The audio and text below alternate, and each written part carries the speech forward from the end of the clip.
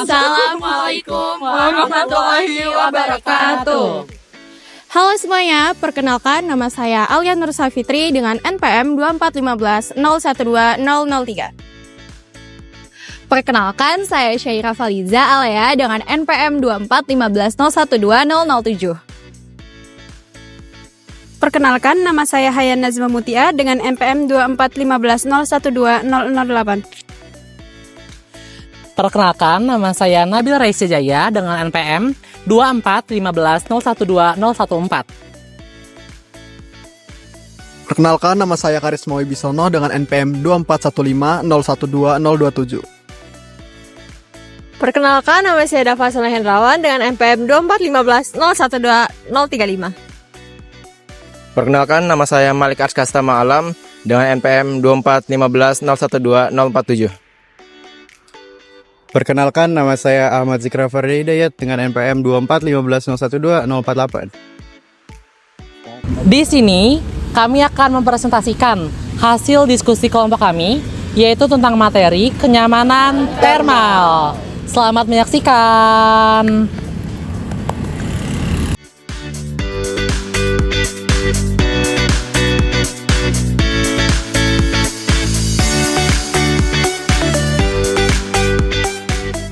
Halo semuanya, di sini kita mau menjelaskan tentang hasil analisis kenyamanan termal yang kita ambil tempatnya ada di Los Angeles, California. Untuk lokasi site-nya sendiri, kita ambil di near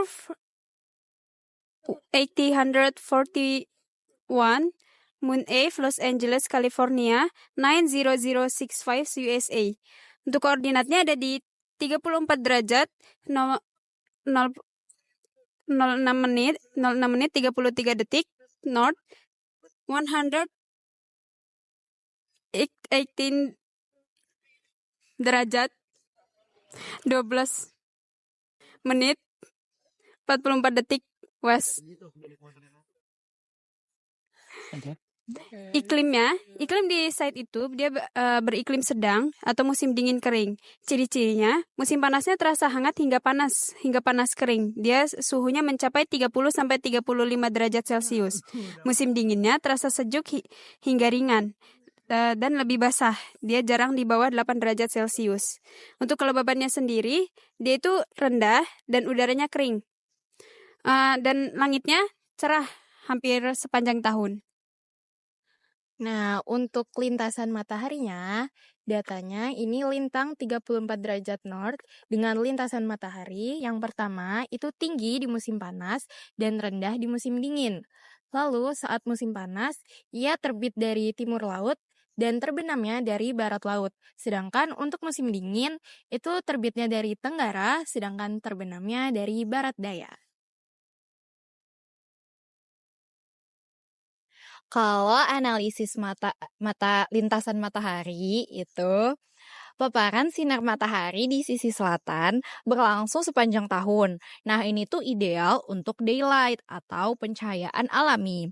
Terus ada sinar pagi dari timur. Itu tuh bisa dimanfaatkan untuk menghangatkan bangunan. Terus yang terakhir ada paparan barat sore. Itu penyebab utama overheating atau suhu gitu. Kemudian, saya akan menjelaskan tentang respon-respon dari lintasan matahari. Adapun respon yang kami ambil untuk lintasan matahari itu ada 4 respon. Yang pertama, yaitu kami menambahkan shading vertikal atau sirip secondary skin dan pohon di sisi timur dan barat untuk melindungi radiasi rendah. Seperti yang bisa kalian lihat, ini contoh dari respon yang pertama kami ambil, itu ada arah mataharinya dari sini sampai sini. Kemudian, untuk respon yang kedua, kami mengambil untuk gunakan overhang horizontal di sisi selatan untuk melindungi dari matahari tinggi saat musim panas. Namun, tetap membiarkan sinar matahari masuk di musim dingin. Kemudian, respon yang ketiga, itu adalah tempatkan ruang servis atau ruang yang tidak digunakan siang hari di sisi barat agar ruang utama tidak menerima panas secara langsung. Kemudian respon yang terakhir, yaitu respon yang keempat, kami menambahkan orientasi bangunan memanjang utara-selatan agar fasad timur dan barat sempit dan mengurangi radiasi langsung, seperti gambar yang ada di sini. Terima kasih. Selanjutnya untuk arah dan lintasan mata angin dan udara akan dijelaskan oleh teman-teman saya berikutnya. Halo guys, jadi kita akan melanjutin materi dari yang lintasan matahari tadi. Kita akan melanjutkan arah dan kecepatan angin dan suhu udara. Jadi itu ada data arah dan kecepatan angin itu akan dijelaskan oleh Aris. Oke. Sini saya akan menjelaskan tentang arah dan kecepatan angin. Yang pertama data. Data arah angin dominan barat dan timur, terutama dari arah Samudra Pasifik.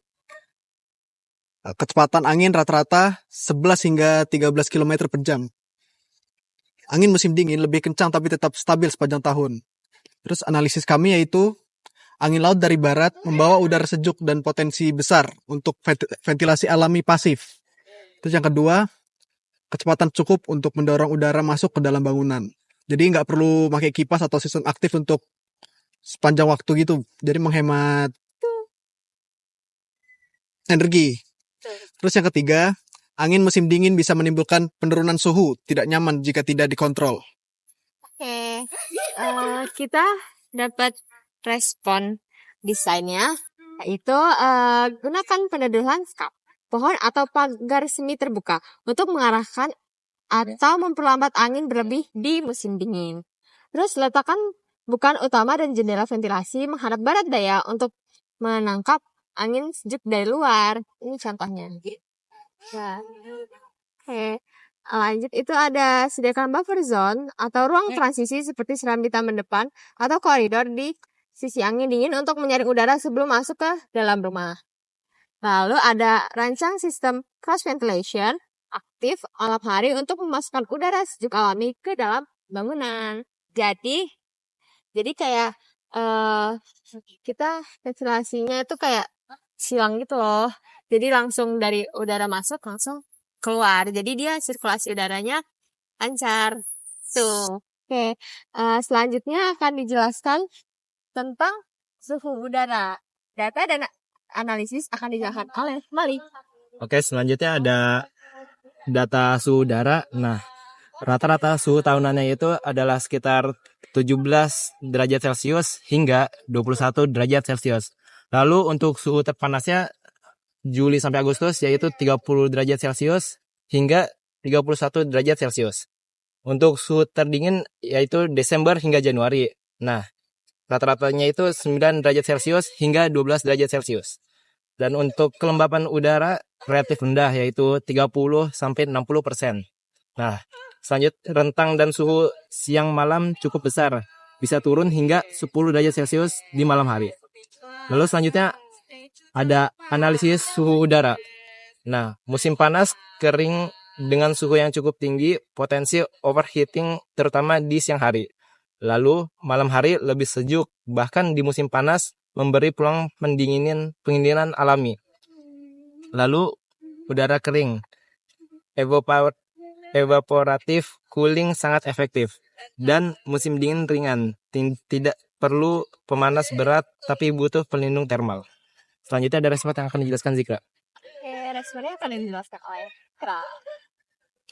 Oke, selanjutnya saya akan menjelaskan tentang respon desain. Jadi di sini terdapat 4 respon desain. Yang pertama yaitu menggunakan cross ventilation atau bukaan pada sisi berlawanan, terutama pada ruang tidur dan ruang keluarga.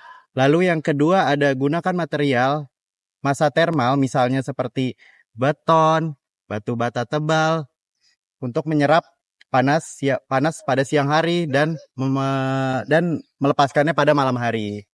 Yang ketiga ada pasang insulasi termal pada atap dan dinding untuk menjaga stabilitas suhu dalam ruang. Yang keempat adalah minimalkan bukaan besar di sisi barat yang bisa menyebabkan overheating di sore hari. Jadi itu dia.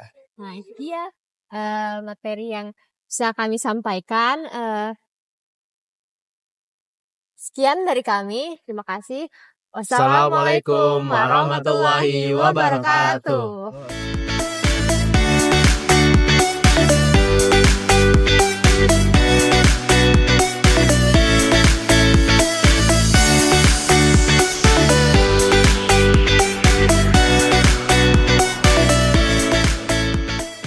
Sekian presentasi dari kami. Semoga video pembelajaran tadi berguna buat masa depan. Jangan lupa ditonton kembali. Bye-bye.